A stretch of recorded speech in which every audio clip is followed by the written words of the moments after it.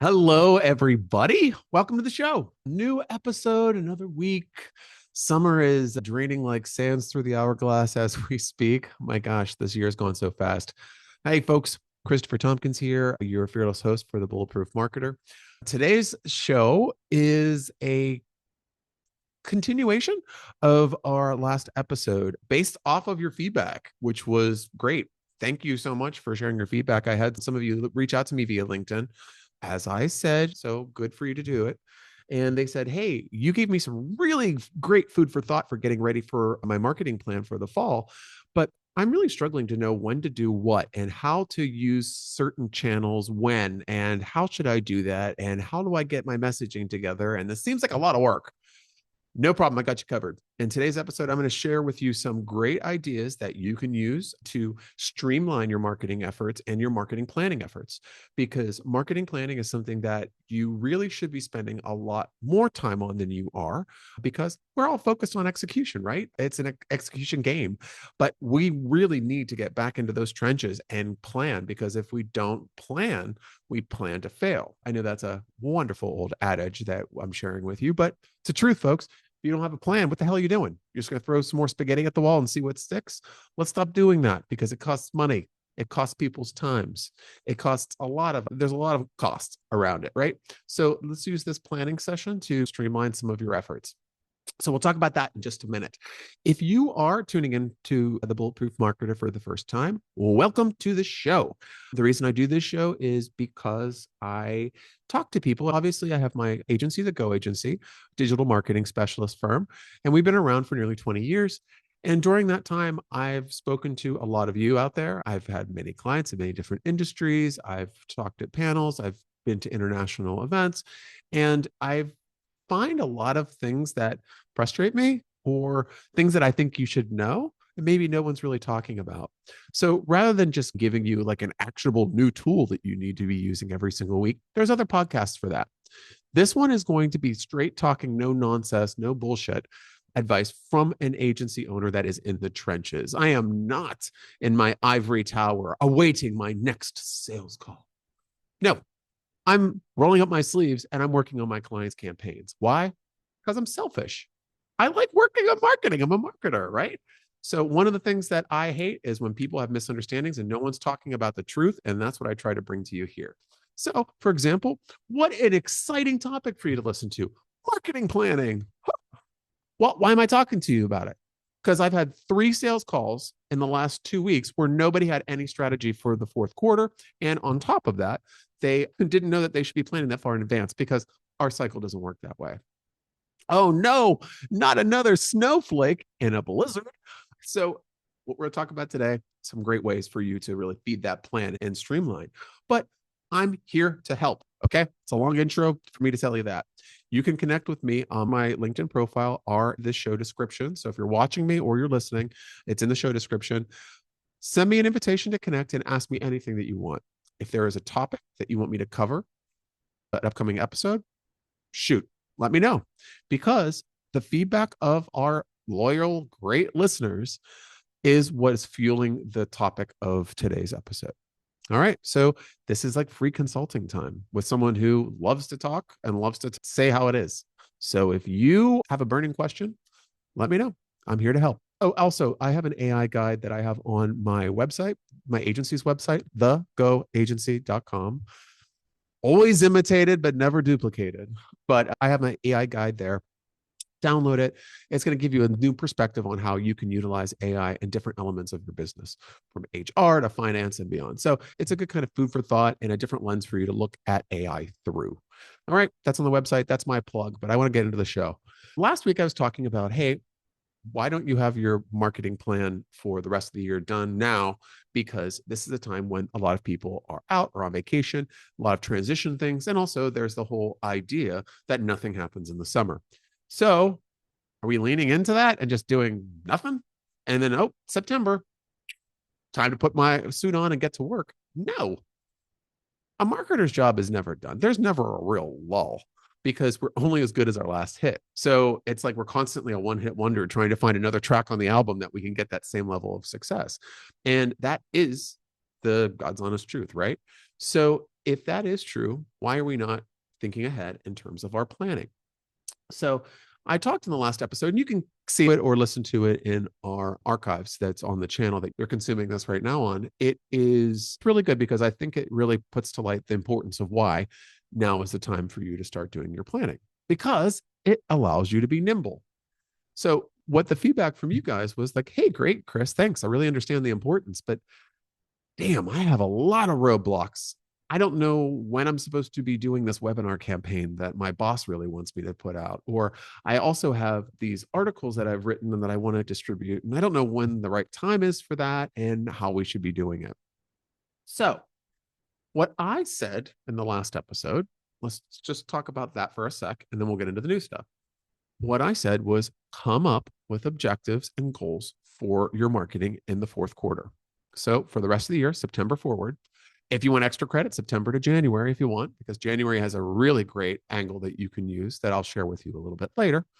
But it's really good to have your plan, a multi-month plan in place. But what I didn't tell you is how to get that plan together. Okay, so what I would like to do is give you some of the steps or stages that you can take to putting your plan together. First step, do not just empty your brain into a ChatGPT window and then ask for a marketing plan and then take that to a meeting. Okay, that is a false economy that is not going to return anything that's in your best interests. You have to feed more into that AI process in order to get something that is more representative of what you want to do. So, what my first idea is looking at review your objectives. What are you looking to get? Are you looking to increase sales opportunities for your salespeople? Are you looking to create more sales or new customers as a goal, or more credibility as a goal, visibility? What is it? And how are you looking to measure it? Now, why do I say that right off the bat? Because I need to get my lens and look through the lens of my objectives when I'm coming up with my marketing plan. I know it's going to be X, Y, and Z. I understand that. Now, how do I get to X, Y, and Z? That's when we go into your second step. And your second step is going to be to list all of the marketing channels that you have available to you. So, talking about your objectives, so you're thinking about what your goals are. Then this is the destination. Okay, what do I need to get to the destination? I need a vehicle. So the vehicle is going to be your marketing channels. So marketing channels are email, Facebook, Instagram, LinkedIn, cold emails, digital ads, reputation management, employee advocacy, whatever you are looking to do. You have a blog, you have a newsletter, list everything. Do you have a podcast? List it. You're doing webinars. Webinars is something that we want to do. Put it on your list of channels. Now, what you're seeing is you have a list of objectives, and then you have different vehicles that are going to help you, or marketing channels for you to go to reach those. Now, what we want to do next is the most important piece, which is what is the messaging that we can use on those channels to get to our destination of hitting our objectives. So this is the gas. So this is the gas for your vehicle. And what you need to do is figure out what's going to be your topic, what's going to be your point of view that you're going to share through your content and your campaigns. Now, it could be an advertising message that you're putting on your Google Ads, or it could be a LinkedIn thought leader angle that you're going to be utilizing for all of your LinkedIn work. This is where brainstorming is really handy. How can I cut down on brainstorming time? First off, brainstorm first and come up with some great ideas that you feel are really representative of the direction that you want to take it. And then go into your GPT and use AI to come up with some additional maybe titles or some maybe different angles or what have you. So that's where AI can really take what you have and bloom it. Maybe it's, I'm in a boring industry. I don't really have that many different angles. You do. You just need someone else to give you some ideas for a change. And that's why it's really nice to have a group. Some of my fondest memories of working with my team at the agency is when we have our brainstorming meetings for campaigns. I really do feel that everyone comes alive, gets excited. It's really creative because I'm a total nerd with this kind of marketing stuff. So I love it. But that's really good. And if you were going to replace that environment with AI 100%, you're going to miss stuff. And just a real short sideline on this. If you're using AI to do brainstorming sessions and you're not involving your team, not going to be as connected to the work that you're doing.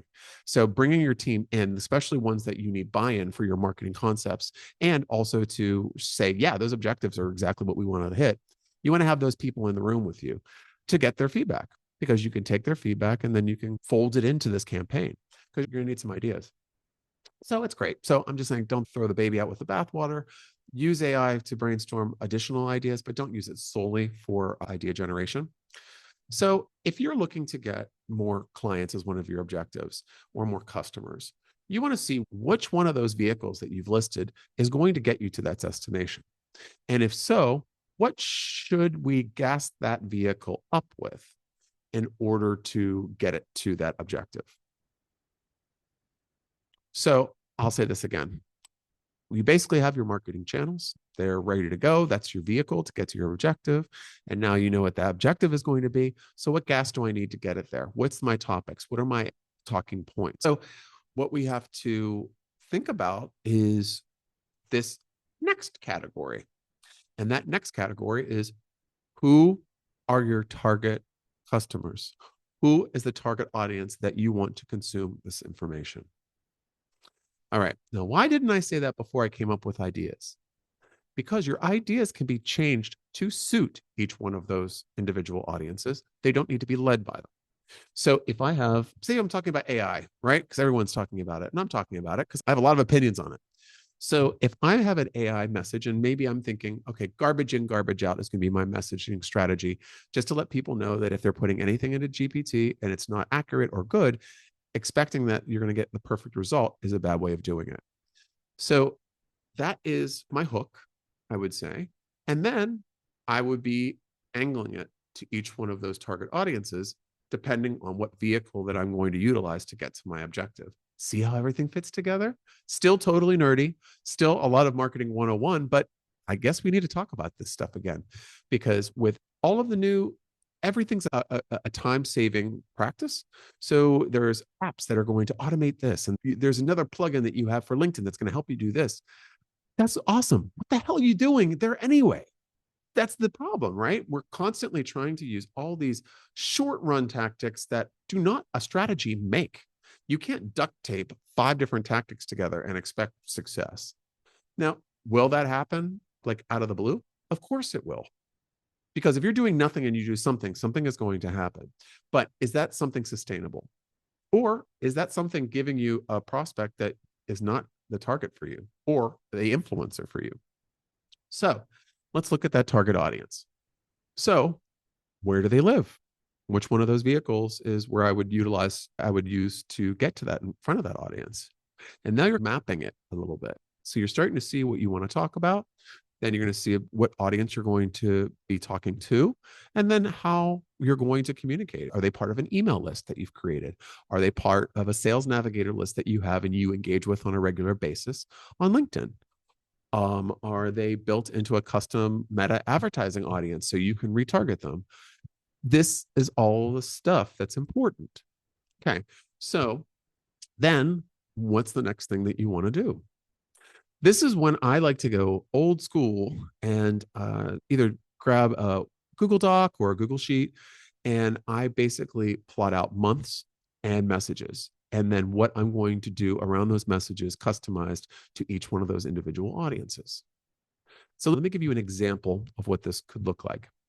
I would write down, obviously, I'd have columns for September, October, November, December, January. And then I would come up with what the main thrust of my conversations would be during that time. And when I'm saying my conversations, I'm saying my brand's conversations. So if my company's talking about it, my podcast is talking about it, I'm talking about it, and anyone else that I'm elevating to thought leadership on my team would also be talking about it. What does that do? That shows cohesion. That shows that, and then also we all understand, do you buy something as soon as you see it? Sometimes you need to see it a few times before you buy it. This is going to allow you to get multiple impressions in front of your audience. Now, I'm not talking about impressions with digital kind of metrics. I'm just talking about how many times that you're going to get in front of somebody. It's like the billboard idea or concept where you drive past a billboard every single day, and then it's an injury lawyer, and then you get injured and you think of them. It's like that. But it's nice for you to be able to provide information to your target audience in the way that they like to consume it. What do I mean by that? I mean that I sometimes have more success on LinkedIn than email with some of my prospects. And that's because email is just always spammy for them. Whereas LinkedIn, they view it as more of a credible platform. So they actually pay attention to their inbox. That way, I understand that I can slip through gatekeepers and go directly to that individual who could be the person that would be my potential client. So these are the types of conversations that you're going to have with your team or with yourself, and then eventually with AI to help you put things together. So you have all of your months cordoned out. You have your key messaging that's going to lead you to that person and engage with that person. So, for example, if I'm saying AI readiness is something that I wanted to come up with, I would focus on AI readiness in September, and then I would go through my target audiences and think, how would they want to hear about this? How would they get engaged with this topic? And then I would come up with maybe subcategories of messaging that we want to use for that. As you start spreading this out and being more specific, things are going to click together and they're going to start clicking. And then you're going to feel a momentum in your planning. So as soon as you have that aha moment, because when you're listing all the stuff I said, like step 1, step 2, step 3, when you're doing that, it can feel a little hopeless because it seems like so much to do. And I'm one person in this department. How am I supposed to do this? And how did everybody do this for years? It's just planning. And planning is always the part that can be a little bit of a bummer because it's something that's happening in the future. It's not something that's a problem that's right in front of us right now. But it is a red hot issue that is going to rear its ugly head if you don't put it together.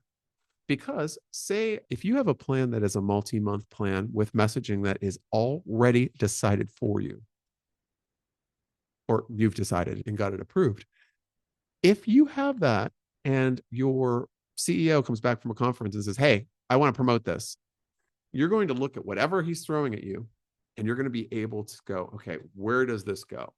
Think about it like it's laundry day. You're trying to sort your laundry. So where am I going to go? Am I going to be lights or darks? And this one, it could be, okay, excellent. What target audience would this be the most impactful for? Or is it everybody? Could it be a general message that we put across everything? Could that be the topic of a webinar? Could that be a topic of an article? Could that be a topic of, see what I mean? You could start looking to see where it goes. But if you don't, it's like, hey, I just got this, we just won this award. I need to publicize it now. Then what are you going to do? You're just going to create an email blast and a social media post, and then it's going to go away. But what if you were able to wrap that into the other elements that you're trying to reach, meaning your objectives? So let's talk about that. So if you do get thrown something about an award, what would you do? What I would do is I would immediately start mentioning it every time I have it, at any time that I could. Not in a boastful way, not in an egotistical way, in a passive way that shows that I'm credible. So I would make sure that it was on the website. It could be on the footer of your email. You can send out an announcement about it. But also, if I'm having conversations with people on LinkedIn, I would put that as a PS. Maybe PS, hey, I know it's a little braggy, but I'm just like a proud papa. Look at the award we just won. I'm so happy about it. And you can say that. And it doesn't sound like a jerk, right? It's not, hi, everybody, hear ye. I just won an award. Yeah, who cares? But if you throw it in there and you say something, if you're having a different conversation and you PS it, kind of lightens the blow, but it adds that credibility punch that you would have missed if you just grabbed it and threw it out. Because a lot of marketers are playing the reactive game, not the proactive game. And the proactive game is where you can get more mileage out of things like this. We've had clients in the past that it was a slow month for whatever reason. There's many reasons that marketers don't even understand as to why some audiences go quiet for a bit. And when something like that happens and there's a big announcement, there's a way that we can utilize that to bring more attention to increase engagement. So if I'm looking at my objectives for October and I see that mid-month I'm not hitting my goals, what can I turn up? Is there anything going on? Is there anything coming up? Is there anything in the news that I can go? And that's when you can, as a marketer, be nimble and organically add to your already existing strategy. I hope you're tracking with me on this, right? Because one of the things that is really going to save your ass every single time is being able to catch fly balls and then throw them to the right channel for the best result. So you don't want to just constantly be throwing things at the wall. You want to be able to see when something like this comes in, this is how we're going to process it. That's why this kind of step-by-step viewpoint really can help you find those opportunities and identify them ahead of time. So, how many posts are you going to do in a month on social? How many messages do you want to send out? How many emails are you going to do? Now, this is where I start putting deliverables against this plan. So that's your next part. And your deliverables could be tied directly to a creative brief, which would be your roadmap. So the plan has another map, and that map is going to be really what's happening in that finite period of time exactly. Now, I'm not telling you to create like 45 plans that are multi-layered. I'm just trying to give you some more insights as to how you can really get ahead of things by planning. So you have your objectives, you know where you're trying to get to. You have your marketing channels, which also include your website, that you can look at and consider when you're trying to see how am I going to reach the next one, which is your target audiences. So you have your target audiences, you have your kind of your messaging as well, what you want to talk about. And then it is all about what are going to be deliverables. Deliverables in a marketing plan are pieces of content that need to be created, or programs that need to be created, funnels that need to be created, automations that need to be created. These are things that you need to map out in advance. Why? Because if there is a lot, you need to know when you need to start it. And if you are a one-person team, you need to start like yesterday, right? Because coming up with a month's worth of social media content, if you are a company that has lots of profiles, it could be a little daunting. And the number one thing that you're going to do is you're going to do one post and share it everywhere. And that's when your relevancy with your target audience start dipping, because you want to be super relevant to every audience that you're going for. So you have your deliverables. Maybe it's going to be 15 LinkedIn posts and 2 group posts and 1 article, and whatever you have, just create that laundry list of what you need to do. Okay. Now, great, Chris. You gave me some topics that I have some talking points. I know what my target audiences are. I know what my deliverable is going to be. I know what my objectives are going to be. What else are we missing here? How are you going to decide what person to talk about in what part of content? So this is where we need to lean in a little bit, okay? So one of the things that I like to do is I like to weight audiences out of 100. So if I have 5 audiences and they are all of equal importance, there is a split. So if I have 5 audiences and I give 20 points to each one of those target audiences, that's an even split. But how does that relate to my deliverables? You should split your deliverables to suit those audiences. So if you have 2 main audiences, let's make it real easy. If you have 2 main audiences and they're both exactly of the same level of importance, you should split your content targeting right down the middle. So if I'm doing 15 LinkedIn posts, maybe I'll do 8 for market A and 7 for market B. Now, people listening to this and watching me probably thinking that doesn't make sense, because I don't want to be talking about the financial industry to my whole audience, because then they're going to misunderstand. Why would they misunderstand that? If you're talking to multiple different target audiences, what you're doing is you are saying that I work with these industries. So no one's going to be misrepresented, because this is representative of how you do your business. So if you have a post that's highly focused on the financial industry, what's going to happen? The finance people that are constantly seeing milk toast, boring, one size fits all content are going to look at something that's actually written with them in mind, using their own terminology, showing that you understand the industry. That's a point where I could get hooked. You can also do this. You're doing this already with digital advertising. So why would you not want to do that with everything that you're doing? Because your content strategy needs to focus on your target audiences. Here's your little bonus that you get from doing this. You can start compiling this content and creating incentives. What's an incentive? An incentive could be an ebook, a report card, a white paper, or just something that can help sales provide more information for your prospects to chew on, to show you as an expert, to show that you already locked this down. Talk about, hey, the problem that you're having, I actually talked about this 2 months ago. So I am highly structured in terms of how I develop my content. My content also would spill over to my podcast, my website, my blogs, my articles, meaning that I have a lot of content right there that I'm generating around very specific messages to audiences that I can then develop further into a really hard hitting bonus piece that would really help build credibility, increase thought leadership, and engagement. Then what happens? Now you're going into the wild world of budgeting if you need to get anything approved by the purse strings. Also, you're going to figure out who's going to do the work. I know in many cases you're doing it. If you're listening to this, you're doing the work. Share some information about consultants.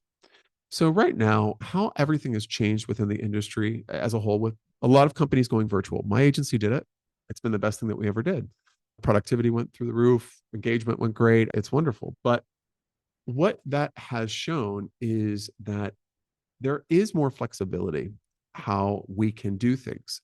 So if you are putting together your plan, there's people now that have left their jobs or they got downsized for whatever reason that are phenomenal consultants.